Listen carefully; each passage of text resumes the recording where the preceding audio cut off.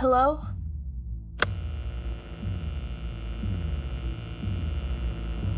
Is anyone there? I'm trying to reach.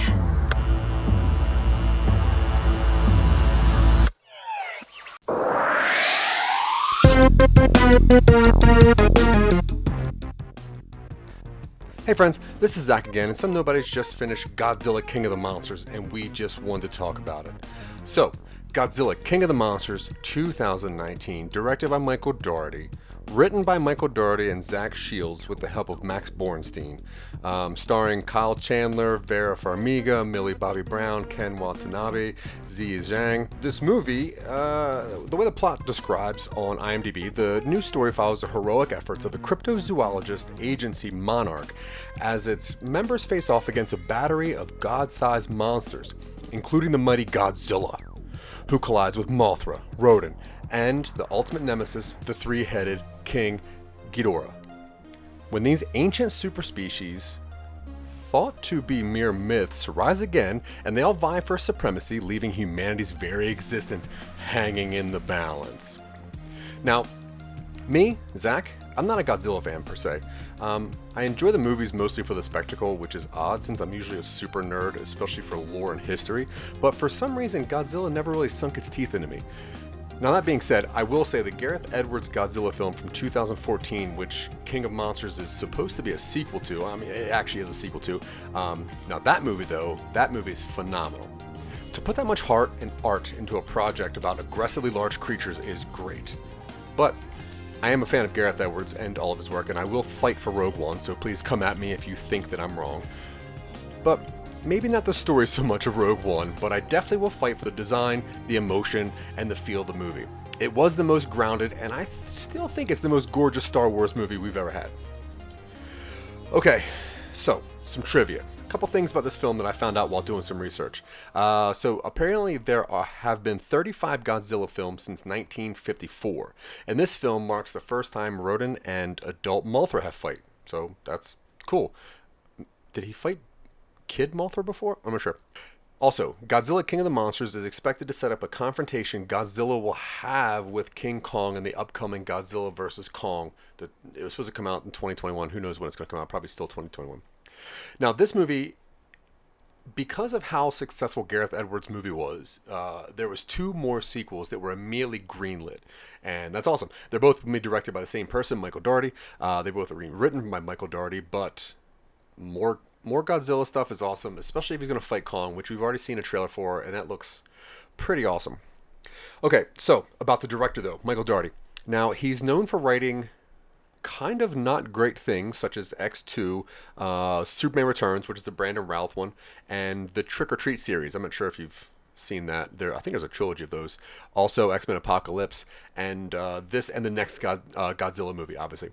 And directing wise, he's known for this movie, the next movie, which isn't made yet, and Trick or Treat series, as well as Krampus, which is interesting. My daughter is a huge Krampus fan, so maybe I'll make her watch this Godzilla movie. Okay, spoiler-free review. I don't really like this movie. Although it's pretty and it's well directed, it is mainly a monster movie. And if you want to see monsters, then yes, this is definitely it.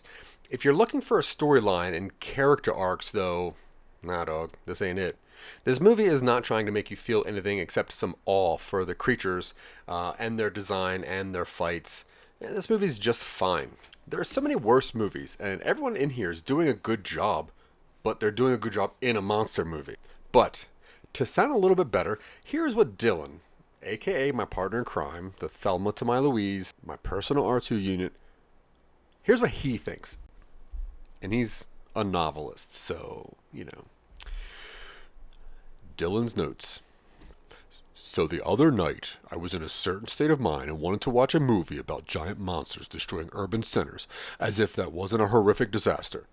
My go-to for that sort of thing is Guillermo del Toro's 2013 magnum opus Pacific Rim.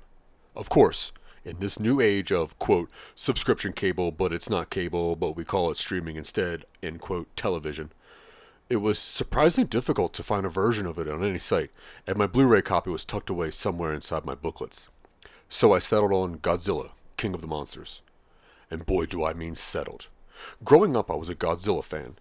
It was one of the first, if not the first franchise I felt any sort of attachment to.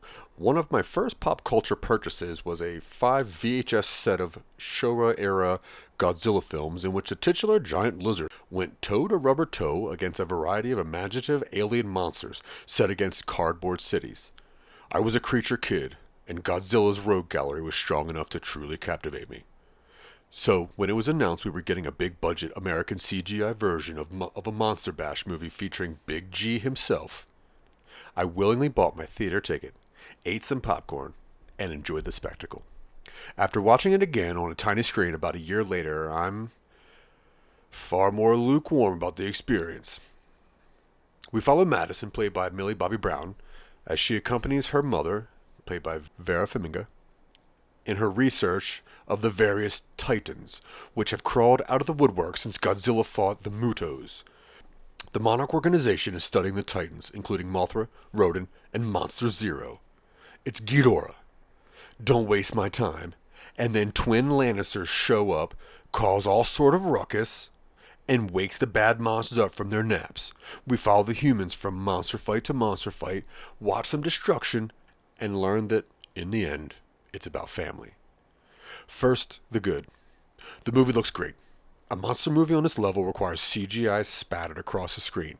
The director Michael Dougherty delivers.